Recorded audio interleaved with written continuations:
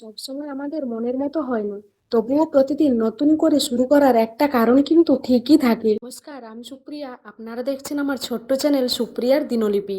আজকের দিনটাও আমার শুরু হয়েছে একদম সাধারণভাবে। আজ একটু উঠতে দেরি হয়েছিল ঠিকই, কিন্তু কাজগুলো তো সব আমাকেই করতে হবে, তাই না?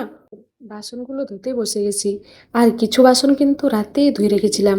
আর জানো তো, অনেক সময় মনে হয় যে প্রতিদিন তো একই কাজ করি, এর মধ্যে আবার নতুন কিছু কি আছে, এর মধ্যে ভালো লাগার কি আছে? তো আমার মনে হয় যে এর মধ্যে অনেক ভালো লাগা আছে, যা কিন্তু আমাদের পরিবারের সকলের মুখে হাসি ফুটে থাকে। আমরা যদি এই সমস্ত কাজ না করি, তাহলে কাউকে না কাউকে তো কাজটা করতেই হবে, কিন্তু সেই কাজটা করবে কে?